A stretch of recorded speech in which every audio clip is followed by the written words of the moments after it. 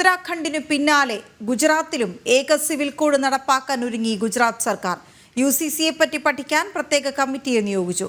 ഉത്തരാഖണ്ഡ് മാതൃകയിൽ യുസിസി നടപ്പാക്കാനാണ് തീരുമാനം.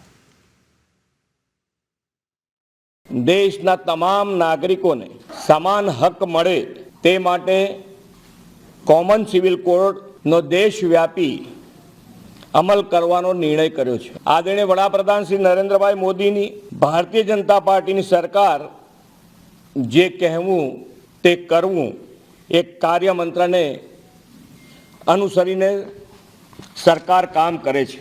આર્ટિકલ 370ની નાબૂદી, વન નેશન વન ઇલેક્શન, નારી શક્તિ વંદના અધિનિયમ, ટ્રિપલ તલાક કાનૂન વગેરે માટે જે વચનો આપવામાં આવ્યા તે એક પછી એક પૂર્ણ થઈ રહ્યા છે.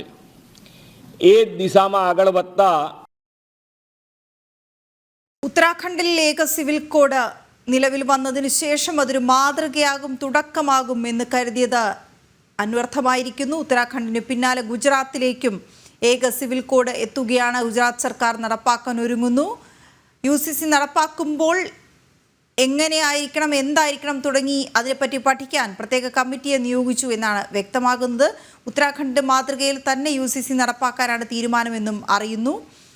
ഗൗതം അനന്തനാരായണൻ വിവരങ്ങൾ നൽകും. ഗൗതം, യുസിസിയെക്കുറിച്ച് പഠിക്കാൻ പ്രത്യേക കമ്മിറ്റി വരുന്നു ഗുജറാത്തിൽ. ഉടൻ തന്നെ ഉത്തരാഖണ്ഡ് മോഡലിൽ അതങ്ങനെ തന്നെ കരുതപ്പെട്ടതുമാണ്. ഇതൊരു തുടർച്ചയാകുമെന്ന് വിവരങ്ങൾ എന്താണ്?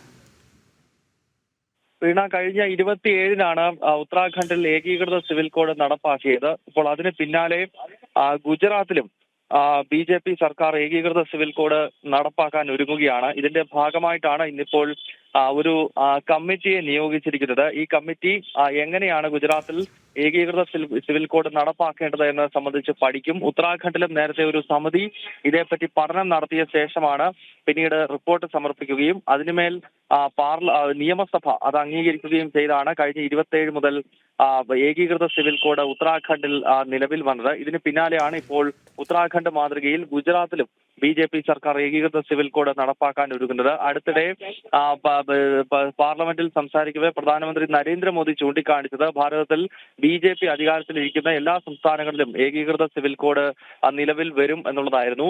ഇപ്പോൾ ഗുജറാത്ത് മാത്രമല്ല, ആസാമും സമാനമായ രീതിയിലുള്ള പഠനം നടത്തുന്നുണ്ട്. അതായത് മുഴുവൻ BJP സംസ്ഥാനങ്ങളിലും യൂണിഫോം സിവിൽ കോഡ് കൊണ്ടുവരും എന്ന സന്ദേശമാണ് ഒരിക്കൽ കൂടി നൽകുന്നത്.